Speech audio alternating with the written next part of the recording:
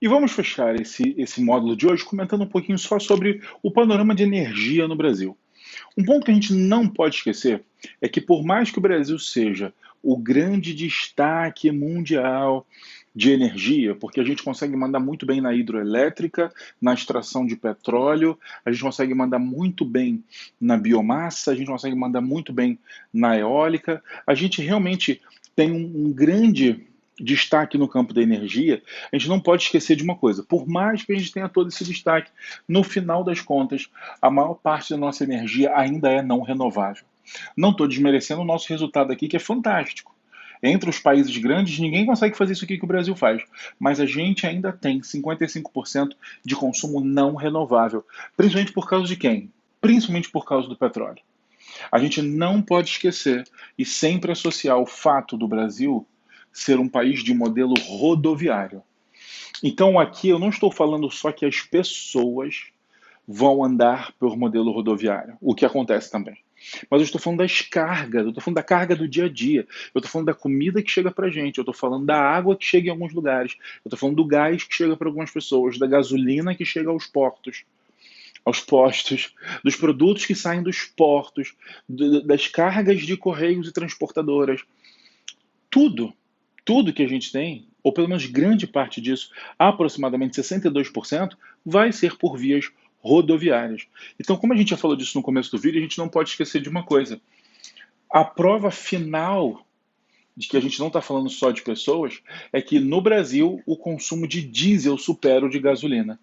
Então a gente não pode esquecer que, principalmente quando a gente fala do consumo do diesel, a gente está falando muito do consumo de carga. Imagina assim, tem carro de pessoas da minha vida diesel, óbvio, sim, mas não chega nem perto, não dá nem para começar a falar. De longe, o diesel está associado mais à carga. Tudo bem? Ah, assim, tem muita gente que reclama do preço do combustível e vai para o gás. Tudo bem, pode ir para o gás à vontade, que você continua no consumo do não renovável. Ou seja, as alternativas, a gente só sai do não renovável quando a gente vai para o etanol. Lembra disso? Só quando a gente vai para a biomassa.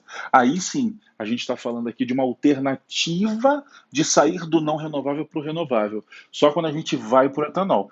Que é possível, claro que é possível. A gente tem o biodiesel e o etanol. A gente tem uma lei brasileira, ali do começo dos anos 2000, que aumenta o percentual de álcool na gasolina do Brasil. Isso é ótimo. Do ponto de vista ambiental é ótimo, do ponto de vista do funcionamento, o carro funciona bem. A gente só tem aí um problema, que o preço não abaixa, né? A gente usa álcool que é mais barato, o preço não abaixa. Mas, enfim, por aqui vai. Tá? Ah, sim, mas o Brasil se destaca, super se destaca. Por quê? Porque a gente usa pouco carvão. Verdade. O Brasil utiliza bem pouco carvão mineral. O carvão mineral que a gente tem, o que se destaca é o que fica no sul do Brasil. Ele é o melhorzinho, mas uma coisa que você tem que saber: o nosso carvão ele é muito ruim. Ele é muito ruim. A gente fala que é um carvão pouco coqueificável. É um carvão que não consegue queimar. Ou seja, ele não produz muita energia. Então, por mais que exista uma quantidade até pequena de carvão, a gente não foca muito nele. Ele não é o que a gente mais utiliza pela sua baixa qualidade, tá? Ah, Hansi, mas muitas pessoas falam que é por questão ambiental. Então, não é. Vou te explicar por quê. A Europa, por exemplo, utiliza muito carvão, mas os países que mais usam são os Estados Unidos, Índia e China. Vamos falar do caso europeu para comentar o nosso caso. A Europa utiliza muito carvão em termoelétrica. Usa termoelétrica para fazer eletricidade. No nosso caso aqui, a gente também tem termoelétrica, só que a gente utiliza petróleo. Ou seja, a gente utiliza o mesmo recurso, que é fazer energia através da queima de combustível fóssil. A gente só muda a fonte, mas a gente continua fazendo o mesmo ato. Então não parece ser uma consciência somente ambiental, mas sim o fato do nosso carvão ser muito ruim. Tudo bem? A questão da energia nuclear, ela fica exatamente entre Rio e São Paulo por uma característica bem marcante da energia nuclear. Qual é? Geralmente, as unidades nucleares, elas ficam próximas das maiores áreas de consumo. Então, quando a gente escolhe a cidade de Angra dos Reis, que a gente vai fazer ali Angra 1, 2 e 3, a gente está falando que é um ponto entre Rio e São Paulo, justamente o meio do consumo. Só que aí também entra o medo. Se a energia nuclear ela fica perto da ideia do consumo, a gente fica com mais medo ainda do que a gente chama de risco de acidente. Porque se eu coloco essa atividade perto das áreas de muitas pessoas, o risco de acidente é algo que me assusta ainda mais. No geral, essa energia nuclear ela fica perto de áreas que possam ter grandes conexões com os grandes centros. Então é por isso que nós estamos falando de áreas geralmente muito ocupadas e com grande infraestrutura de transporte. Tudo bem? Transporte e comunicação. Outro ponto que é muito legal falar do Brasil é o seguinte: nós temos esses três aqui, é problemático? É, porque a gente já tem 55% de não renovável. Tudo bem, eu concordo com você. Mas a gente não pode esquecer de uma coisa que é fundamental. Quando a gente olha para o mundo, as atividades que mais consomem energia são transportes, indústria, e aí superando o doméstico, o consumo doméstico, olha que loucura. Obviamente, quando eu estou falando de eletricidade, tá, gente?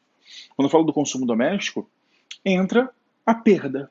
É você, como assim a perda? Assim, perda, energia que se perde. A gente vai fazer energia, na hora de transmitir, transmite e vai perdendo energia no meio.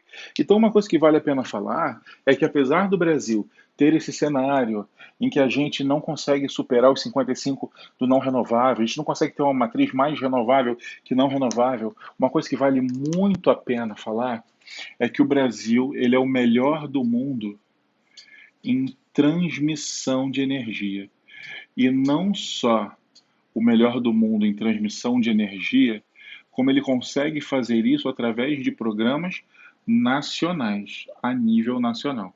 A gente tem que lembrar aquela questão do Enem, que mostra um índio representando a região norte amazônica e com o pé lá no Rio da Prata, ou seja, conectando lá o Rio Grande do Sul, né, a região lá do Rio Grande do Sul e até o Mercosul, e com fios em volta dele. Então nós temos um sistema de transmissão de energia a nível nacional que nos permite, por exemplo, desenvolver os projetos que eu vou falar agora. Quando a gente olha para a matriz elétrica, então vamos lá, eu estou desconsiderando a parte do combustível. Aí é disparado, aí a nossa matriz elétrica é muito, mas muito renovável. Tá bom? Quando a gente olha só para a eletricidade, a gente se destaca muito, a gente é super renovável. E a hidroelétrica manda, a hidrelétrica o Brasil é o melhor a fazer nela, tem muita água, tem relevo planáltico, tem tudo certo. Ele é a nossa matriz elétrica, é o que a gente mais faz. Só que começou a surgir uma demanda. Qual é a demanda? Ao mesmo tempo que eu preciso de mais energia, eu devo fazer isso gastando menos áreas. Por quê? Porque a inundação é o ponto de impacto mais grave da hidroelétrica. Então as pessoas começaram a falar, beleza, a gente precisa de energia, mas a hidroelétrica, ela ao destruir as florestas, ela cria um problema ambiental muito grande. Além do deslocamento forçado de animais, além da destruição das áreas de população ribeirinha, além de fechar estradas. Então tem muito problema em cima das hidrelétricas. Então começou um impasse que era assim, beleza, a gente precisa de mais energia, mas a gente não deve alagar tanto. E aí o Brasil faz uma mudança muito importante, que é a troca da barragem pela fio d'água.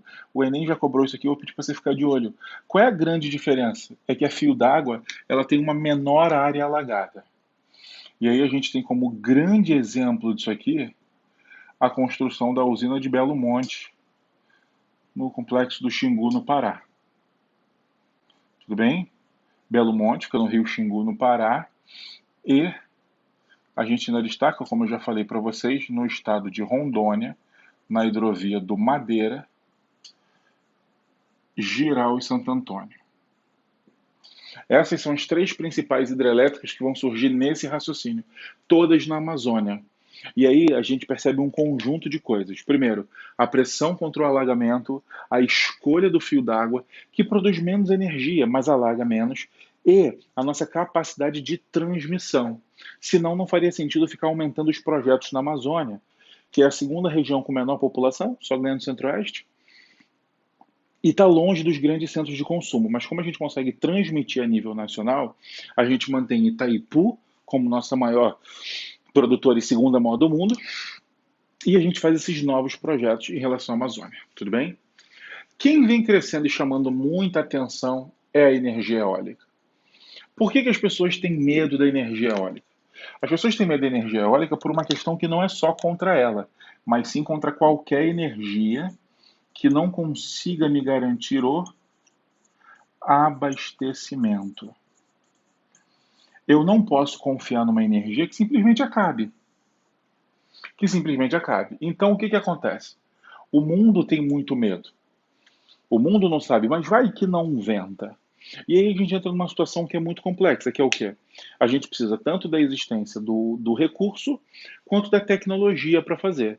E aí você vai investir em tecnologia, vai investir em equipamento, mas vai que o recurso para. Vai que não venta. Vai que na hidrelétrica baixa o nível e não chove.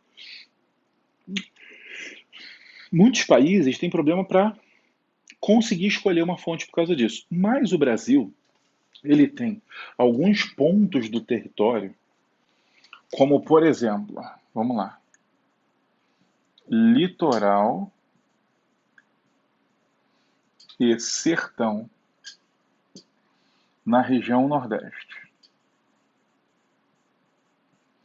Mas o Rio Grande do Sul, e não para por aí não, tá? Santa Catarina tem um potencial interessante, Mato Grosso tem um potencial interessante, mas quando a gente olha para essas áreas, a quantidade de vento, a quantidade de força que tem ali, compensa inclusive o Brasil abastecer e botar mais tecnologia. E o Brasil vem crescendo muito no campo eólico. Isso é o que mais chama a atenção em eletricidade brasileira. Cresce muito no campo eólico, a ponto da gente olhar para a energia eólica e enxergá-la no futuro como uma nova matriz elétrica brasileira, botando o Brasil num patamar totalmente diferenciado de energia no mundo, que é um país com a sexta maior população, quinto maior território, utilizando energia tão limpa quanto o, o, a energia eólica. A hidrelétrica ela é limpa, ela é considerada limpa porque ela não gera queima de combustível fóssil, mas ela obviamente gera impacto ambiental com o alagamento e com as destruições seguintes, mas a eólica, por mais que também tenha impacto, principalmente o impacto sonoro, ela tem um impacto muito menor que as outras. Então, a visão que nós temos disso é uma visão muito positiva. O crescimento da energia eólica ele é muito bem visto e esse é praticamente o futuro da energia no Brasil. Show de? Queridos, esse foi mais um módulo. Sempre que precisar estudar, procure-nos. Um beijo para vocês e até a próxima.